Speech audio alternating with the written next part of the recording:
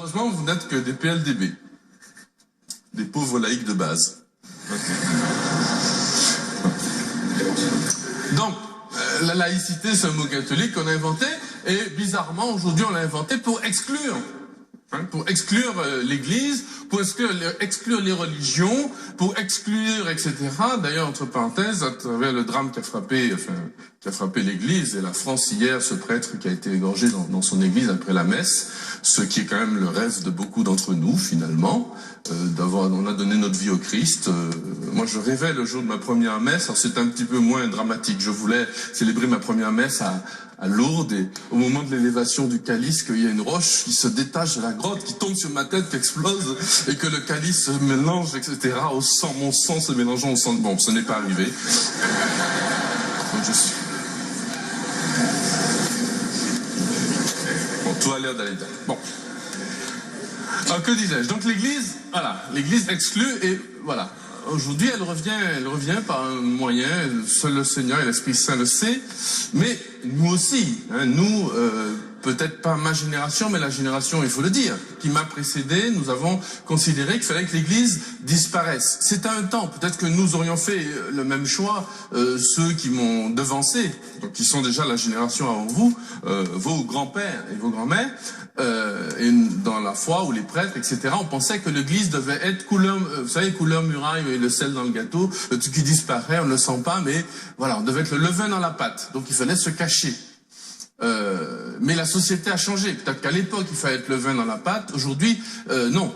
Quand on est aux urgences, on ne donne pas de l'homéopathie. Moi, j'aime bien l'homéopathie. C'est sucré, c'est bon. Vous savez, les autres médicaments, c'est mauvais. J'allais dire un mot un peu plus violent, mais c'est mauvais.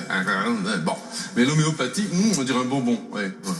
J'aime bien. Mais malheureusement, aux urgences, on peut pas donner d'homéopathie. C'est pas le moment. Là, il faut donner le bon remède de cheval, là, avec l'infirmière qui arrive avec la grosse seringue. Mais cette société, on est aux urgences. C'est fini. Donc, l'Église doit être un signe, dit le pape. Il le dit très fortement, un signe. Ensuite, il dit, c'est plus le temps de la distraction. Donc, notre époque est marquée par la distraction. La distraction. Les armes de distraction massive. On cherche des armes de destruction massive, je sais plus où, mais nous on a pire, on a bien pire en France en particulier, parce qu'aujourd'hui je suis avec la Martinique c'est la France, mais on nous a étouffé les générations qui vous ont précédé avec de la distraction. À l'époque déjà le peuple avait besoin de pain et de jeux, mais on a donné toutes sortes de choses pour étouffer en particulier les chrétiens qui ont pensé que la vie était belle parce que finalement tout le monde avait l'air gentil autour d'eux. Puis on se réveille un jour et on se rend compte qu'on est dans une société extrêmement violente, et je ne crois pas que la violence vienne uniquement des djihadistes. Elle est partout, elle est dans les relations hommes-femmes, elle est au travail, elle est à l'école, elle est dans la politique, elle est dans la culture, finalement cette violence, elle est extrêmement prégnante, elle est partout. Donc on a distrait, il y a une distraction, et l'Église, elle, au contraire, dit le pape, doit être vigilante. Ceux qui veillent, c'est les sentinelles, ceux qui sont debout.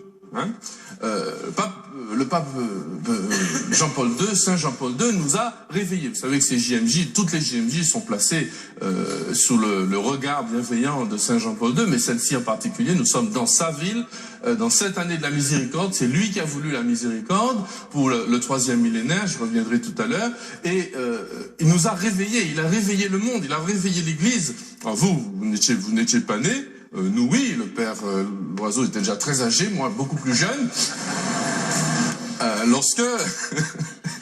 Il me revaudra ça, mais c'est pas grave.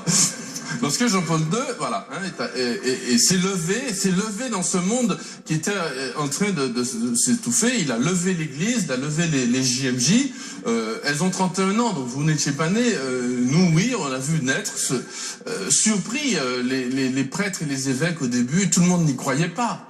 À ce machin, on voyait des jeunes se lever, etc. Mais voilà, nous y sommes. Nous sommes dans ce moment qui est à chaque fois historique et un moment très important dans votre histoire personnelle et dans l'histoire de l'Église. Et chaque JMJ sont un signe historique pour le moment. C'est-à-dire, on ne s'habitue pas en disant, mais ce sera à nouveau, ce sera la même chose. Non, non, non. Il y a quelque chose d'unique dans votre vie qui est en train de se passer aujourd'hui, unique aussi dans la vie de l'Église. Alors, cette affaire de temps, le signe des temps, Bon, j'étais en train de réfléchir là-dessus, et puis ensuite on m'a donné l'adresse de l'église dans laquelle nous serions, l'église Saint-Casimir. Et pour les gens de ma génération, Casimir, c'est une sorte de gros bonhomme habillé en orange.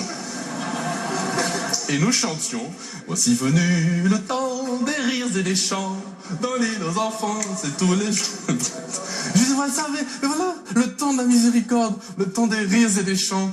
C'est le pays joyeux des prêtres gentils, etc. Bon. Et eh bien, figurez-vous que l'île aux enfants, ça a commencé avec ma génération, donc on va dire dans les années 80. Et oui, dans les 80 quand même, même 70, enfin bref. Et on nous a vendu, à cette époque-là, mais depuis la fin de la guerre. Les gens à la guerre, ils avaient connu la guerre, ils avaient connu la famine quasiment. Avant ça, il y avait une première période justement qu'on avait appelée les 30 glorieuses, il y avait beaucoup d'argent, etc. Mais tout ça s'est un petit peu effondré. Après, c'est reparti. Après la guerre, on a construit les villes, on a construit les routes, la consommation est arrivée, les gens avaient souffert de la faim. Et puis, l'opulence est arrivée et on nous a vendu un pays, un monde qui allait être heureux. C'était vraiment l'île aux enfants. Hein? On nous a vendu ça.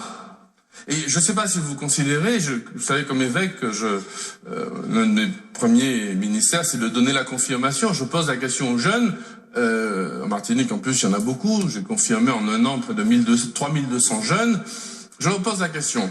Et ils me disent, non, pour nous le monde va mal, il ira encore plus mal demain. Et il va plus mal qu'avant.